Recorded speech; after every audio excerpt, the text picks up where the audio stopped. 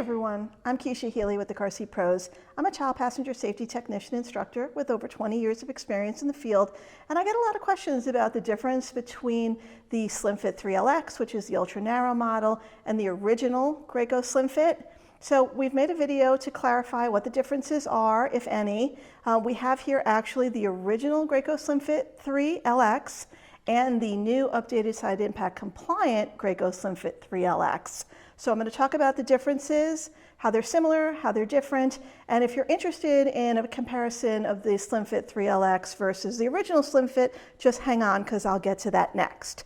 So SlimFit3 LX, as you can see visually, very similar between the original and the new side impact compliant model. Here are the differences. First of all, you'll notice the new version, the side impact compliant model, has these little additional bump outs, and that is to help manage the energy in the side impact crash. The original does not have that. The little bump outs do not make the seat any wider, and we do not think it's going to change the installation at all between the original and the new one. So if you're concerned about that, I don't think there's a reason for concern. Height measurement wise, they're the same width, they're the same height. You get about 17.5 inches to the top harness slot. One of the biggest differences between original and new version is the starting weight limit. So the starting weight limit for the new side impact compliant Graco SlimFit3 LX is 26.5 pounds. Your child cannot be forward facing regardless of age before 26.5 pounds. So specs for the original were 5 to 40 rear facing, 22 to 65 pounds forward facing, and then 40 to 100 pounds in booster mode. New version, 5 to 40 rear facing, so that's unchanged. 26.5, which equals 12 kilos, which is why it's kind of a funky number. So 26.5 starting weight limit for forward facing, then goes up to 65 pounds. Booster is the same, 40 to 100. Another difference we noticed was actually with the inserts. So the original inserts for both the body pad and the head pillow said they could only be used rear facing.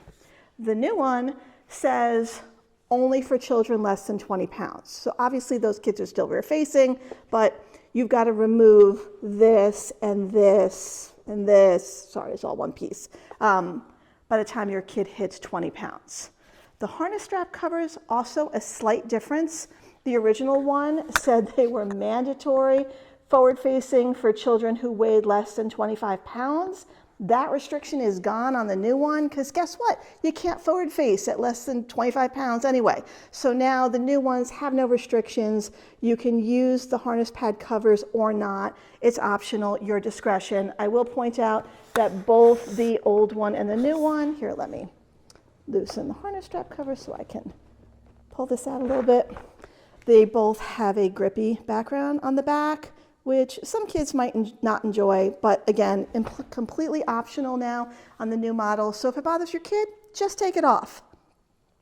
I think those were the main differences. There's nothing else really that we found structurally other than the addition of these little side impact bump outs. However, there are quite a few differences between SlimFit3 LX and the original SlimFit. So they are both 3-in-1 seats, rear facing, forward facing, high back booster. The specs are the same in terms of rear facing to 40 pounds, forward facing to 65, booster from 40 to 100. The original one is wider. It's about 2.25, 2.5 inches wider here at its widest point. This one is also, interestingly, a slight bit taller. I don't think you can really notice with the two side by side, but we measured 17.5 inches to the top harness slot on 3LX, but we get a solid 18 inches to that maximum harness height on the original. So you get a little bit more growing room in the original. You also get a wider seat, right? So SlimFit3 LX is going to be really critical if you're trying to get 3 across, if you have a smaller vehicle.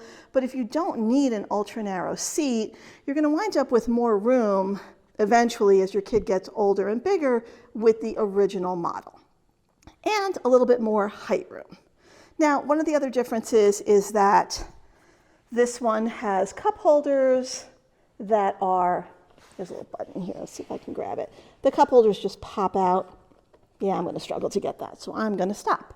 Cup holders are completely removable. On the original SlimFit, they just sort of rotate out of the way. So if you need them, you can use them, but if you need that extra ½ inch of space because you're trying to fit it next to another seat or another person, you can swivel them inward.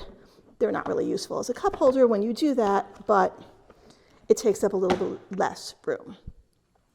SlimFit3 LX also comes with a forward-facing lock-off. It's hiding behind the cover here. Don't know if we can see it. Do you see that red? Right? So there's a lock-off in there. That is a lock-off just for the forward-facing belt path, and you only use it if you're doing a seatbelt installation. Original SlimFit does not have that lock-off. But original SlimFit is still a really solid seat if you don't need the ultra narrow version. So we think they're both great seats. They're both reasonably easy to install, easy to use. Most people who have either of these models really like them. I would not hesitate to recommend either one of them. It's just really a matter of which one works better for your situation. We hope this information has been helpful to you. You're welcome to follow us for more car seat related content, and have a great day.